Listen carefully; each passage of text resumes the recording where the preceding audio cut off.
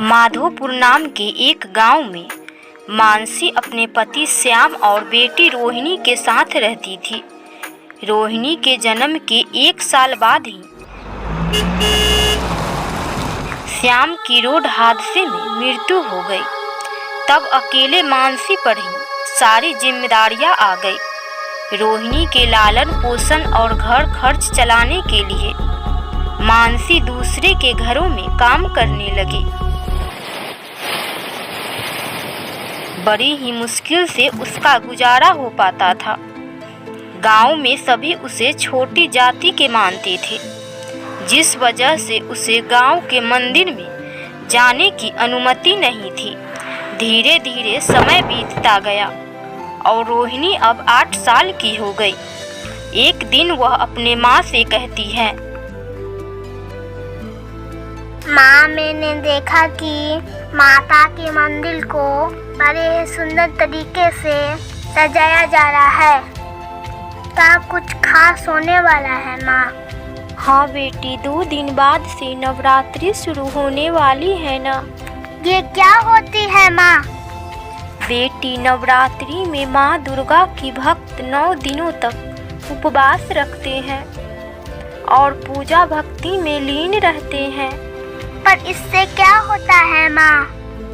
इससे माता रानी प्रसन्न होती है और अपने भक्तों की हर मनोकामना पूरी करती है। क्या माँ सच में ऐसा होता है? तब तो ये व्रत मैं भी रखूंगी। तब तो मेरी भी मनोकामना पूरी होगी ना माँ? माता रानी हर भक्तों की मनोकामना पूरी करती है। दुर्गा माँ के नजरों में कोई बड़ा या छोटा नहीं होता, मगर ये व्रत बहुत कठिन है और तुम तो अभी छोटी हो, इसीलिए ये व्रत मैं अकेले करूँगी। माँ के बार बार समझाने पर भी रोहिणी नहीं मानी। 2 दिन बाद जब नवरात्रि शुरू होती है तो मानसी और रोहिणी नहाकर पूजा पाठ करके ये व्रत रखती है और अपने घर में ही पूजा पाठ करती है। और उसके बाद रोहिणी अपने माँ से कहती है, माँ चलो न मंदिर, हम दोनों मंदिर चलकर माँ की आराधना करते हैं। अभी नहीं बेटा। चलो न माँ, तुम हमेशा मुझे माना कर देती हो। रोहिणी की जिद के आगे आखिरकार मानसी हार जाती है और रोहिणी के साथ मंदिर चली जाती है, जहां पंडित उसे मंदिर में घुसने से मना कर देते हैं। तुम तो अच्छे से जानती हो ना कि तुम्हारे जैसे नीच जाति के लोगों को मंदिर में घुसना वर्जित है। फिर तुम कैसे पूजा की थाली लेकर आ गई? पंडित जी, ये मेरी बेटी रोहिणी है। इसने माँ के लिए व्रत रखा है।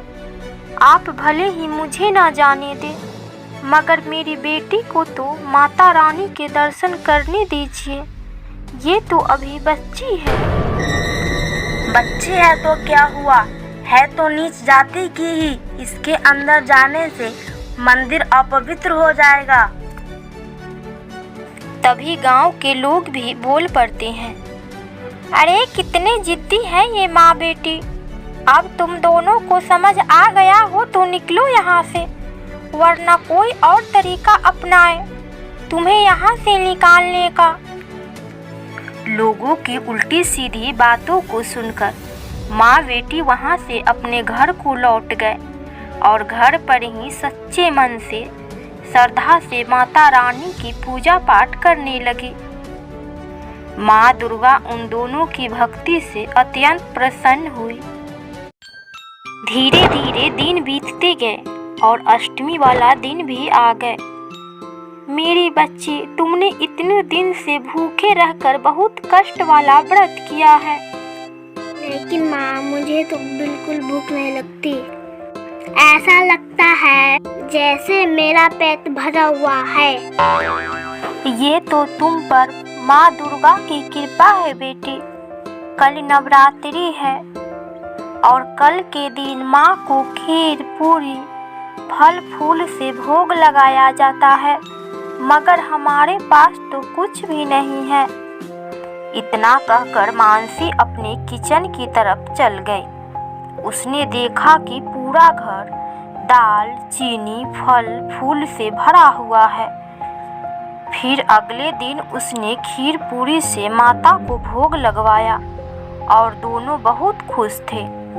देखा माँ, मैंने कहा था ना माँ कि माता रानी हमारी जरूर सुनेगी। अब हम शाम को मंदिर में दर्शन के लिए जाएंगे। लेकिन तुम तो जानती हो ना बेटी कि हमें मंदिर में कोई जाने नहीं देगा। कोई बात नहीं है माँ, हम मंदिर के बाहर से ही माता रानी के दर्शन कर लेंगे। फिर दोनों शाम को मंदिर पहुंची। उन दोनों को देखकर सभी गांव वाले और पंडित जी भी गुस्से हो गए और एक गांव वाले ने तो मानसी के सर पर लाठी मार दी, जिसके कारण काफी खून निकल आया। तभी वहां पर एक तेज रोशनी चमकी और दुर्गा माँ प्रकट हुई और बोली, मूर्ख लोग, तुम लोग खुद को बड़ा होशियार समझते हो। तुम लोगों ने मेरी परम भक्त को तकलीफ दी है। तुम सबको इसकी सजा जरूर मिलेगी। गांव के सभी लोग माँ दुर्गा के गुस्से वाले रूप को देखकर डर जाते हैं कि माँ उनका सर्वनाश ही न कर दे। तुम लोग जिसे नीच समझते हो वह तुम सबसे श्रेष्ठ भक्त है मेरी, और मेरे मंदिर में प्रवेश करने से तुम किसी को नहीं रोक सकते। सभी मेरे लिए बराबर है। पुजारी और गांव वाले सभी मानसी से माफी मांगने लगते हैं। तब मानसी दुर्गा माँ से कहती है, इन सबको क्षमा कर दो माँ। हाँ देवी माँ, इन सबको माफ कर दो। मानसी और रोहिणी के कहने पर दुर्गा माँ ने सभी को माफ कर दी। उसके बाद दोनों घर को लौट गए। जैसे ही घर में पहुँचे तो देखा कि सोने चांदियों का एक बक्सा उनके घर में रखा हुआ है। ये देखकर दोनों काफी खुश हो गए और उस दिन से सुखी जीवन व्यतीत करने लगे। एक घना जंगल था जहाँ एक खतरनाक शेर रहता था। कौवा, सियार और चीता उसके सेवक के रूप में हमेशा उसके साथ रहते थे।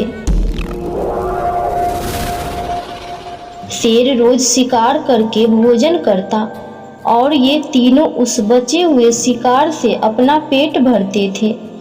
एक दिन उस जंगल में एक ऊंट आ गया जो अपने साथियों से बिछड़ गया था। शेर ने कभी ऊंट नहीं देखा था। कौवे ने शेर को बताया कि यह ऊंट है और यह जंगल में नहीं रहता। शायद पास के गांव से यह यहाँ पर आ गया होगा। आप इसका शिकार करके अपना पेट भर सकते हो। चीता और सियार को भी कौवे की बात अच्छी लगी। तीनों की बात सुनकर शेर ने कहा कि नहीं, यह हमारा मेहमान है, मैं इसका शिकार नहीं करूँगा। शेर ऊंट के पास गया और ऊंट ने उसे सारी बात बताई कि वह किस प्रकार अपने साथियों से बिछड़कर जंगल में पहुंचा। शेर को उस कमजोर ऊंट पर दया आई और उससे कहा कि आप हमारे मेहमान हैं, आप इस जंगल में ही रहेंगे। कौवा, चीता और सियार इस बात को सुनकर मन ही मन ऊंट को कोसने लगे। ऊंट ने शेर की बात मान ली और जंगल में ही रहने लगा। जल्द ही जंगल की घास और हरी पत्तियां खाकर वह तंदुरुस्त हो गया।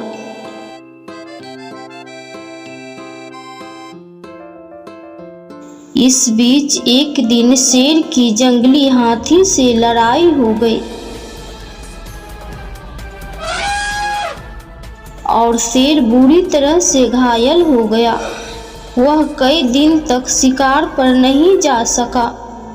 शिकार न करने पर शेर और उस पर निर्भर कौवा, चीता व सियार कमजोर होने लगे।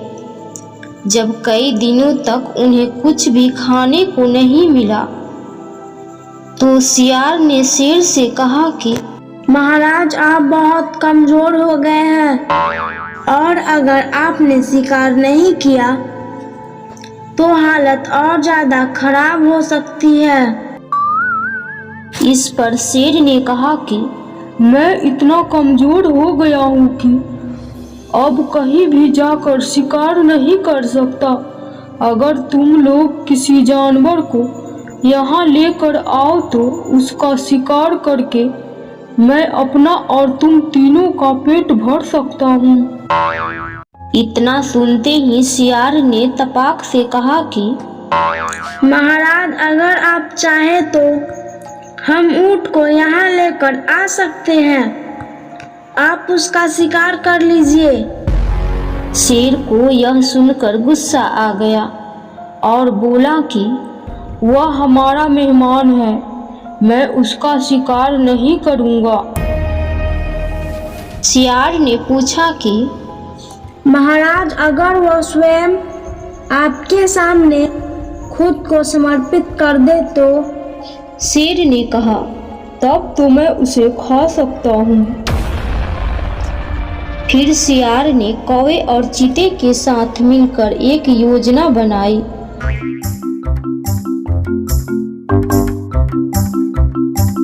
और ऊंट के पास जाकर बोलने लगा कि हमारे महाराज बहुत कमजोर हो गए हैं। उन्होंने कितने दिनों से कुछ नहीं खाया है।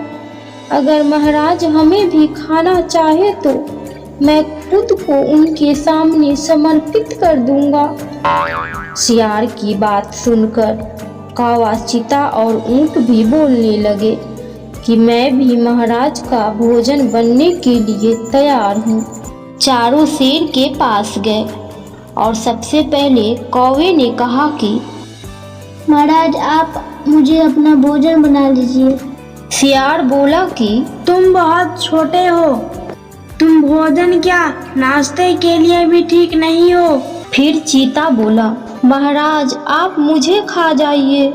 तब सियार ने कहा कि अगर तुम मर जाओगे तो शेर का सेनापति कौन होगा?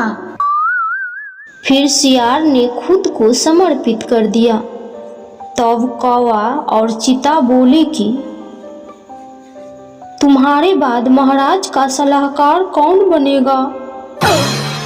जब तीनों को शेर ने नहीं खाया तब ऊंट ने भी सोचा कि महाराज मुझे भी नहीं खाएंगे क्योंकि मैं तो उनका मेहमान हूँ। यह सोचकर वह बोलने लगा कि महाराज आप मुझे अपना भोजन बना लो।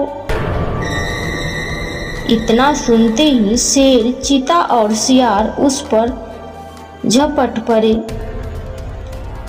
इससे पहले कि ऊंट कुछ समझ पाता उसके प्राण शरीर से निकल चुके थे और चारों उसे अपना भोजन बना चुके थे।